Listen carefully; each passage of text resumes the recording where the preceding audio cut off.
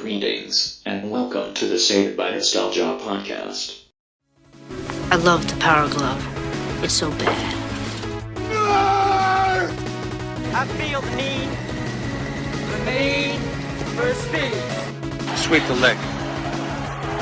You have a problem with that? Dead or alive, you are coming with me. Look what you did, you little jerk. Murdoch. I'm coming to get you. Get busy living. Or get busy dying. You are next. And the thing is, after all these years, I still look back with wonder. John, how's it going, my friend? Pretty good. Is this Noah or Clint? It's both of us. We are. This is a special treat for you. We're both here. It's a doubleheader, huh? It sure is. Well, I tell you what. Thanks so much for calling in, for joining us. How has everything been going? How's life been treating you, my man? Oh, it's been pretty good. I can't complain. You know, it is what it is. A day comes, and a day goes, and another day comes again. So it's great. Too many of them are coming and going for us. I can tell you that. So I don't know, what you kind of know about the situation, but there's a couple idiots out there, and that'd be Noah and I, that are going back and reviewing all 86 episodes of Saved by the Bell, John. So I don't know if that's a positive thing or what here. It's kind of an oddity. People got a lot of time on their hands. That's what we've been told, and it's funny because you of course were on the show as Terrible Testaverde in season 1. So kind of just to start off, what the show was brand new. It was only a few episodes in when you took part in it. What did you have any knowledge about the show? Kind of how did it come about for you to be a part of it? We've had executive producer Peter Engel on before, so kind of what was your background with being a part of Saved by the Bell? They just really called me and asked if I wanted to play a teacher on the show, and I didn't really know anything about the show, and I said sure, and I went and did it, and we filmed the episode, and I guess they made a decision somewhere along the line, with the exception of the principal, that there'd be no teachers would repeat during the series. You just have like a one-shot, so I did the one-shot, and that was it. Well, so did they have the fast-talking element already written in, assuming they called you for the Yeah, no, part? they wrote it for me. One of the writers on the show, and I don't remember his name, had worked with me before, and he came up with the idea to use that. Well, Zach pretends to be Terrible Testaverde in the episode, calling Mr. Belding, saying Mr. Testaverde can't come in to give the history midterm because, of course, Zach is procrastinating, not prepared for this. Did you give Mark Paul any kind of tips in fast-talking technique? No, he just kind of did it on his own. We didn't get to really interact with the kids a lot because they were all under 18 at the time, which meant they were in school most of the day. So, when you were filming the show, you kind of sat around twiddling your thumbs most of the day, waiting them to get 20-minute breaks so they could come and work for 20 minutes before they had to go back to school. So everything was kind of rushed, and we didn't really have much to do directly with the kids. I mean, I got to talk to them a little bit, of course, but I spent more of the time with their parents than I did with the actual kids. Yeah, I kind of wanted to ask you about that, just your interaction with the grown-ups, since while the kids were in class, whether it be Dennis Haskins, Peter Engel, show creator Sam Bobrick, or like you said, the kids' parents while their kids were in class. Yeah, I spent most of my time, I talked to Mario's father was there, and Zach's mom was there. She was a beautiful, beautiful lady. And, I think you had a good conversation with Dustin Diamond's dad. Was there. Yeah. So they were like the three people I talked to the most was Mario, Screeches, and Zach's mom, and then two dads. The producers were working on the next episode and doing whatever. They were in the writer's room, so during the downtime, we do a couple of rehearsals with the director, but it's kind of hard to rehearse when it's a one adult and all the kids, and none of the kids are there, so. Well, John, let's kind of go back to kind of where it all started for you. You're 12 years old. You want to set a Guinness World Record, and you go and lock yourself into a room and decide you're going to become a fast talker. That's the world record you're going to set. And you get a commercial, a FedEx commercial, which I believe is still the most award-winning commercial in the history of advertising. As far as I know it is. I don't know that for certain, but it was for decades, and I'm assuming it still is. It was voted by a lot of the end of the century, the 20th century, it was voted the most effective advertising campaign ever by a lot of different places, and I was voted the most effective spokesperson for my various commercials that I had done for Micro Machines and Federal Express and Minute Rice and a whole host of others. Well, John, and since then, there have been two people that have sort of laid claim to breaking your Guinness Book of World Records with, I believe, over 600 words a minute, 637 and 658 or something in that. But you kind of refute these claims, saying that this may not be accurate. Well, it's a very subjective record. Because, who determines intelligibility? When I was in the book, I became friendly with the British editor and with the U.S. editor of the book. And I would do some, different publicity things for them. And the British editor was, you're the only one I can understand a word you're saying, even though I can't get every single word. They slow down the record and make sure you're saying things. And so he always would not accept these other records. When he retired, the records were accepted. So that's all I can tell you. It doesn't, really for what I do, I only speak usually between 5 to 6 words a second for a radio commercial. And then you can go a little bit faster because there's visual reinforcement on TV. You can do like 6 to 8 words a second. So, it doesn't matter if you talk 11 words a second because you can't go that fast for TV. Nobody will understand what you're saying. So it hasn't affected my career. I wish these other people all the luck in the world. They can do what they want. I personally don't think you can understand a word they're saying, but I'm not Mr. Guinness, so I don't get to make that call. And a lot of years they don't even put the record in the book anymore. It's totally because it's one of those records that can be so easily disputed. Yeah. And, then they had an argument that I was not part of between the guy in England who had spoken over 600 words a minute and some guy in Canada who spoke faster than him but only spoke for 20 seconds instead of a minute. So does that count as faster? Does it have to be a minute? So I think it got to be too much of a hassle for them. So they just leave it out of the book a lot. And I haven't seen the book this year, so I don't know if it's in there or not. But it was great for me when I was in it. It served its purpose. It got me notoriety. And then, as far as the acting goes, I was able to use the fast talking, but I didn't have to use it at the speed you need to do it for a Guinness record. Yeah, exactly. Kind of slow it down a little bit, still really fast, but you can understand some words here and there. John, as a once 12-year-old kid just wanting to set a Guinness World Record, you've had a great career. Can you talk about kind of some of your favorite moments? Over 750 commercials in 37 countries. You've been in the A-Team, Transformers. You've been on Sesame Street, Dick Tracy. What are some that really stand out for you?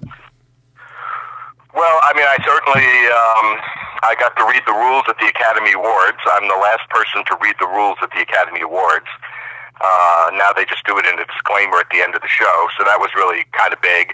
That was pretty much right when I was sort of starting out with the fast talking, and it was just a nerve-wracking and incredible experience to be on the Academy Awards. You grow up watching the Academy Awards every year, and then to all of a sudden be on it. The year I was on it, it was Dudley Moore, Walter Matthau, and Liza Minnelli were the 3 co-hosts. And I'm standing in the wings next to Tom Selleck, who had just done his first movie. It was something to do with a plane, I can't remember. And Liza Minnelli is on stage like 10 feet away from me, introducing me, and I'm just freaking out, having this total surreal moment of, oh my God, that's Liza Minnelli saying my name. It's the Academy Awards. I look out, I see Ernest Borgnine and Julie Andrews and all these people. It just was pretty amazing. John, you also did you have the record for you sang Bad 20 seconds. You said you did Bad. Why that song, and what how did that come about for you singing Michael Jackson's Bad in that short time? Well, actually, I had nothing to do with that. I was being interviewed. I was on the road. I had a pre-recorded book material. At that time, I was the first one I did was called 10 Classics in 10 Minutes, which were books like Gone with the Wind in a Minute. And then the second one was 10 Minute University. And I was on a press tour for 10 Minute University, and I was being interviewed. And the guy just said, hey, could you do Bad? And he handed it to me. So I had not even looked at it before or done anything. He just handed it to me, and I just did it. And, you know, whoever watched it back then. And then all of a sudden, a couple of years ago, I get a phone call. You're trending on Reddit. I'm like, what? Someone had posted the interview and like 20 million people watched it. So no one was more surprised than me, and I had barely even remembered doing it when, you know, because it was just something people very often just throw stuff at me to read. You know, they'll hand me a newspaper or a magazine, or if it's a morning TV show, they'll give me the weather report or whatever, just to, you know, have you do something. Well, John, you talked about some surreal moments meeting Liza Minnelli, Walter Matthau at the Academy Awards, but two others I think that might be for you. Let me know if I'm right or wrong here. You were a guest on Johnny Carson in 1983, and you also did the $10,000 and $25,000 pyramid with Dick Clark, just two huge icons in the business. Can you talk about being on those shows and meeting both of them? Well, The Tonight Show was really funny. There's kind of a funny story about that. I got booked to be on The Tonight Show. I was on That's Incredible a long time ago, in 1979. I was at a party in Hollywood at a friend's house, and a friend of mine was trying to pick up this Valley girl, and he was from New York and talking very quickly, and she said, "Oh my God, you must be like the world's fastest talker." And he says, "No, as a matter of fact, this person is." And I did like To Be or Not to Be or something like that. And a guy walked up to me and goes, "That's incredible. My name is Alex Pomasanov, and I'm the producer of That's Incredible, and I want to put you on the show." And at the time, I didn't think it would be, you know, I was considered myself an actor. I didn't think it would be good to go on a show where you follow a man who swallows a 30-foot python. So I started, saying, no, I don't think so. And then about a year later, the acting strike came, and over the course of that year, they had called me to come back. So the acting strike came, nobody was working, I wasn't making any money. That's Incredible called, made me an offer I couldn't refuse, so I went on and I did it. Well, within 3 days of That's Incredible airing, I started negotiating for the Federal Express commercial. I started a talent negotiation for a talent contract with ABC. I was booked on The Tonight Show, Merv Griffin's show, Tony Tennille had a talk show at the time, and all these other shows. I mean, every time I would hang up the phone, I'd pick up the phone, it was like somebody else trying to book me on a show. So it was like overnight. But the problem was nobody would let me talk about being an actor. I happened to be in a play at the time. Nobody would let me talk about being an actor. They only wanted to know about the fast talking. So I go on the Johnny Carson show, and I'm sitting in the makeup room, and I'm of course going to be the last guest out, which I expected. And he comes down. He had a private makeup room up in his dressing room upstairs, and then he would have his hands done in this back dressing room, makeup room, off of the main makeup room, right before he went on, so that if he put his hands up near his face, they wouldn't be different colors. So he came walking into the makeup room, and I was sitting in the makeup chair, and I said hello to him, and we had a very nice conversation. It was very pleasant.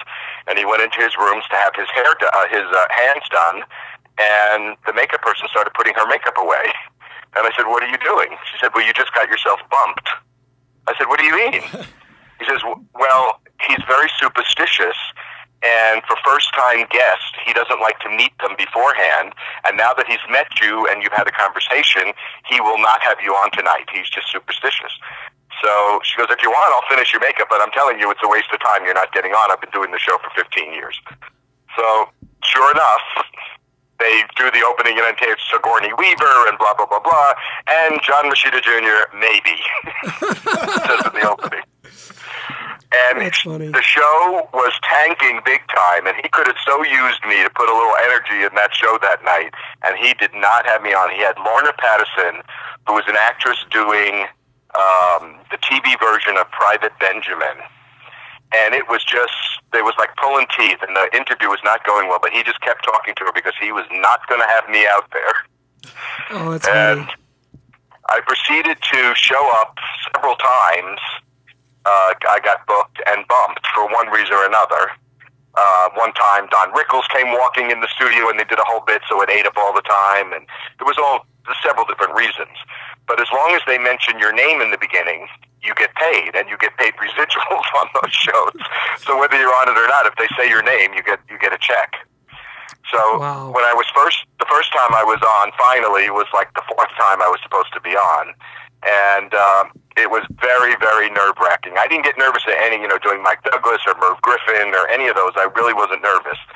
But Johnny Carson was just real nerve-wracking. You're sitting there, and he's tapping his pencil against his cup like you've seen him do a million times, and your whole brain, you're talking and you're answering his question, but the whole time your brain is going, that's Johnny Carson. You're sitting next to Johnny Carson.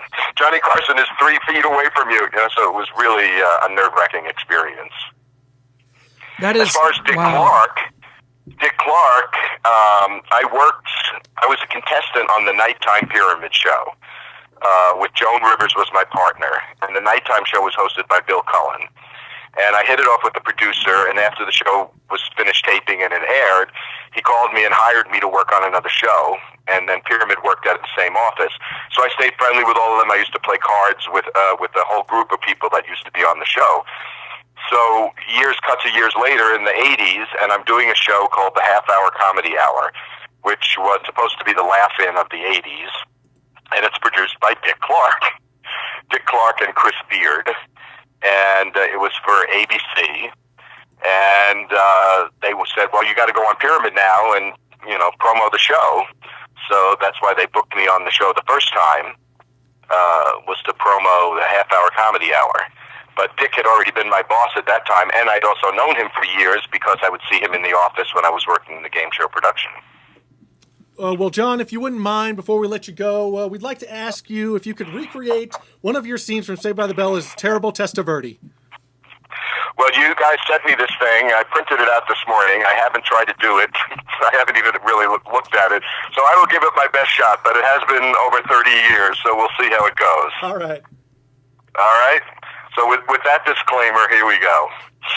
We'll begin with the British actions between 1763 and 1775 that led to discontent among the colonists. The first of which was the proclamation of 1763 for British settlements in all lands west of the Appalachians, followed by the Quartering Act of 1765 forcing colonists to house and feed British troops, followed by the Stamp Act in 1765 ordering colonists to buy stamps from the British, followed by more taxes in 1767 on glass, paint, paper, and tea, leading to colonists riding in the streets of Boston throwing snowballs at British soldiers shouting, "You lobster, you bloody back, you coward," leading to the Boston Massacre, leading 3 bird colonists lying dead in the streets. That version 1773 in the Tea Act saying that only the British could bring tea into the colonies and only the British East India Company could sell it, leading to the Sons of Liberty dressing up like what used to be called Indians, but are now called Native Americans, and stealing aboard a British ship during cargo into the Boston Harbor, even though they became known as the Boston Tea Party without sugar, lemon, or cream.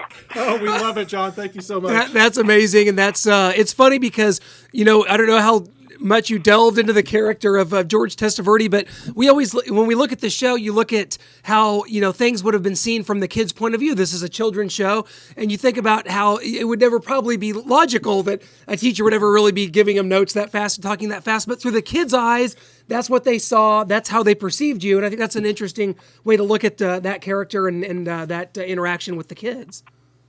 Well, like I say, being on that show, you have to throw all credibility as an adult human being out the window because the kids are the stars. The kids have to be the heroes. Terrible Testaverde would have never fallen for the plumbing thing. It wouldn't come to school dressed in overalls with a plunger and, any of that kind of stuff. But you realize this isn't about Terrible Testaverde. It's about the kids and their story.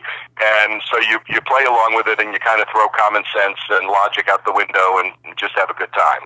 Well, John, that was amazing. Thank you so much for doing that with us. It's been 30 years, and it's unbelievable. You've done some great things. Me personally, I have such a connection to just certain things, from the past. It's unbelievable how you as a kid, you pick up certain things, and the Micro Machines commercials for me, it's like I'll never forget as long as I live, watching those and you being a part of that, and of course the Saved by the Bell episode. So, John, we can't thank you enough, my friend. Well, it's my pleasure, Noah and Clint, and have a great day. It's been terrific talking with you. Oh, it's all our pleasure. Thank you so much, John. All righty. Bye-bye.